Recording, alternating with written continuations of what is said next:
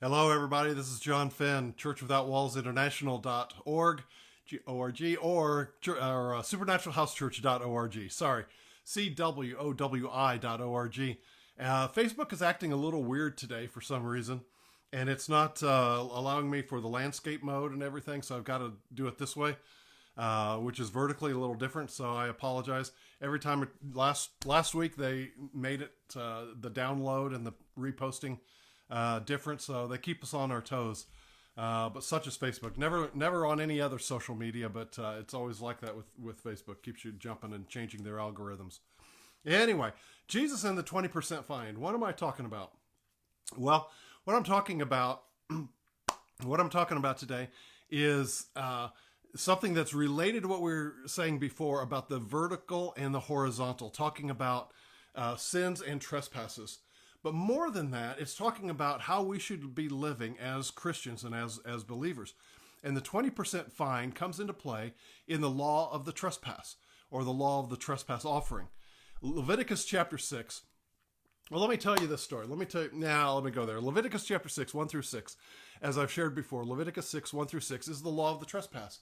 And the Lord uses some hypothetical situations, and he says if somebody has found something of his neighbors and then he lies about finding it, or if he got something by deceit, or if he stole something and then didn't return it to the neighbor on purpose, he said then when he does make it right, he has to give back what he stole, or give back what he hid, or give back what he found, and add 20% interest. Add the 20% fine, or the fifth part, 20% fine, according to what the priest will determine, and then he can make a sacrifice to the Lord and it will be forgiven. And so in the past couple of weeks, I've brought out the fact that there is the vertical, which is a sin, which is our walk with God. And then there is the trespass, which is horizontal. And the vertical deals with the guilt, while the trespass deals with the injury. So in dealing with the injury, the person had to restore whatever it was they took or stole or lied about. And then they had 20% interest. The 20% interest is, it's kind of like when I was growing up. The way this worked for the Jews was that, okay, I found something that I lied about it. I thought I was going to keep this leather jacket myself, but then I felt bad about it. So here's the leather jacket. It's a $500 jacket. Here's $100. Let's go to the priest. Let's make a sacrifice. I can be forgiven vertically now that I've been forgiven horizontally. The way it worked in my house was like this. I'd hit my little brother and I would apologize to my mom. But my mom would say, don't apologize to me. Go apologize to your brother first.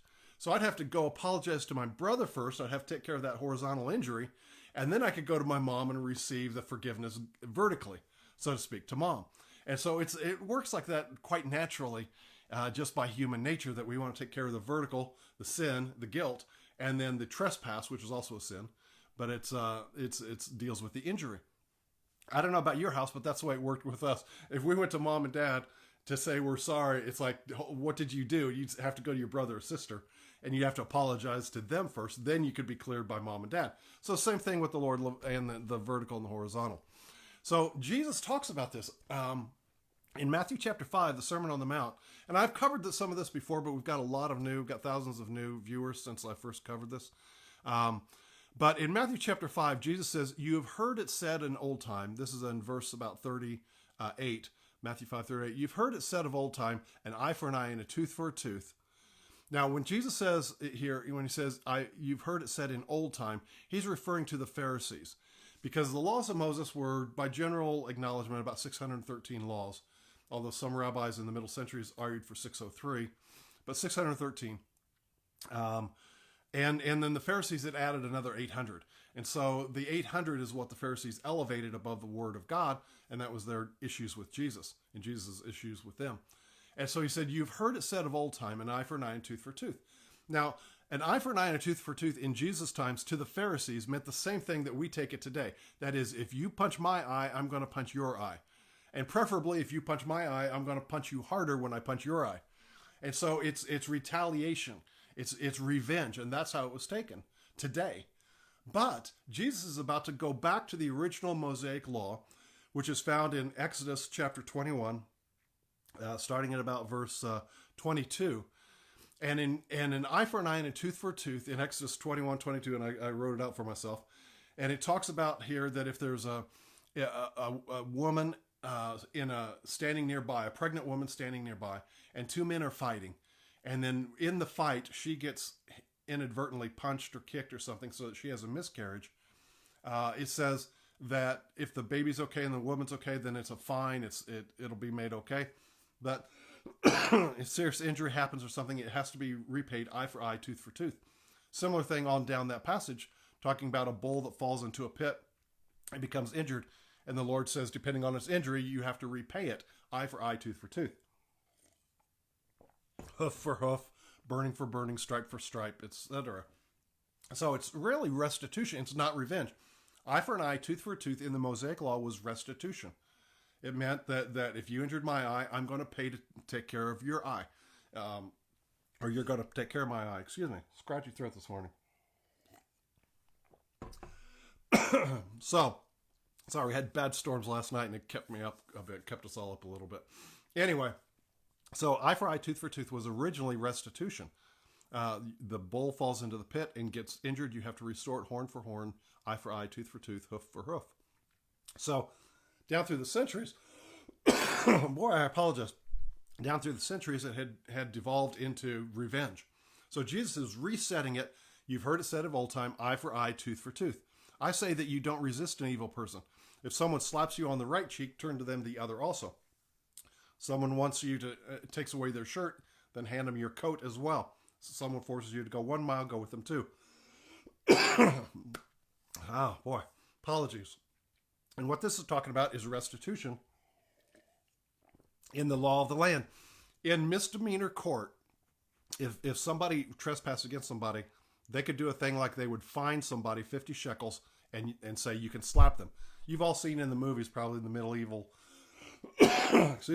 movies, where somebody will take off the glove and slap them on the side of the face. I demand restitution, sir, or something like that. And, slap them on the side of the face. A few centuries before, it was literally 50 shekels and hit him on the side of the face, and that was what was happening in court. And all Jesus said is, be so eager to make it right that if he slaps you on the right cheek, then give him the left one also. And if he sues you at the court and takes away your coat, then give him your shirt as well. He wants you to go 1 mile, then go with him 2 miles. And so Jesus is saying, look, you be so eager to make it right that you make sure you add that 20% interest. Excuse me. I was talking about back in Leviticus chapter 6. I really feel okay, folks. It's just first time talking this morning, I think. And just kind of stuffy. But anyway, Leviticus chapter 6, you restore the thing which was gotten illegally, and then you add 20% interest. Jesus is saying here in that same thing, in eye for an eye, tooth for tooth, is that if they slap you, then you add the 20% interest. Okay, is that going to do it? 50 shekels and you hit on the side of the face? Hit the other side as well. And so that's what the 20% interest is all about. He's talking about walking in love. You've heard it said, you will love your neighbor and hate your enemy. But I say, love your enemies, pray for those who persecute you, that you can be like your Father in heaven, who is perfect in love, so be mature and perfect in love, like him. That's the point of the whole thing. That you may have not realized that an eye for an eye and a tooth for a tooth is actually talking about not revenge, but restitution. That we should live our lives in such a way that we try to make things right. We try to make things better wherever we are. In the Old Testament, it was mandated 20% interest. You make it right, and then you add 20% to whatever it is you need to make right. So how does that look today? Well, Jesus talked about, one slap on the cheek, you offer the other. The beauty of that is that it offers a limitation to the restitution. You don't become a whipping post. You don't give away your wardrobe. You don't exhaust yourself by running a marathon for somebody. You cut them off and make them stand on their own 2 feet. But the other element of it is simply that we are to make the lives of others better. So when you go into any situation, you can think, how can I improve this place? Is there anything to be done? What might be done in a situation? Say you hurt somebody, your friend, and you apologize to him, and they say, oh, we're okay now. I accept your apology, no problem. The 20% might be, let's go have a coffee. Let me take you to dinner. Let me take you to lunch. Come over to my house. Let's get together. It might be just a thank you note to say, hey, glad we're okay now. There can be creative ways that you add that 20% interest. Besides a thank you and a note and everything else. But the point is, you're doing something to make sure you're okay, and you're not just making sure you're okay, not just restoring what was wrong, the trespass, but you're doing something extra over and above. What I like to do in the way I live is the same way my dad taught us when we were camping, that we had to police the camp. We had to clean up the camp when we were leaving, and that meant pick up all trash. And that was even the trash that somebody else had left, not us, when we were camping. I remember specifically talking to my dad. It's like, Dad, there's somebody's cigarette butts over here. He said, pick it up, pick it up. And it was like it wasn't our cigarette butts, but it was somebody else's. But we made the whole camp better by the time we left. We do this today. I've trained Chris in this way. Our son will go into a store bathroom or something like that, and maybe somebody left the sink messy with lots of soap bubbles around and stuff like that. We'll take a towel, we'll just wipe it down right where we are, just the one that we use, just to kind of clean up after ourselves and make it a little better. Stuff like that, just to be positive. And that's kind of carrying the spirit of love on, that you're not just restoring and redeeming what was wrong, but you're adding 20% interest to it. So anyway, sorry for the coughing and everything as I've gotten going. It seems like as I've gone on here, talked a little more, my throat has cleared up a little better. But I hope this makes sense to you, that you can just think about not only restoring the principle, but add that 20% interest, walking in love, and think about, isn't this what the Lord does for us? He goes over and above for us. And so it's a perfect example here. And that's what Jesus was talking about. Walk 1 mile. Yeah, go 2 miles. Go a second mile for him, but don't go 3 and 4. Don't run a marathon. Give him your coat. Yeah. And your shirt too, but not your wardrobe. Slap you on one cheek, offer the other. Yeah, but not, don't become a whipping post. Do what you can to make it right. Add the 20% interest. And if they're not happy with it, that's their problem. Do what you can, and the Lord will be with you. All right. God bless. Talk to you later.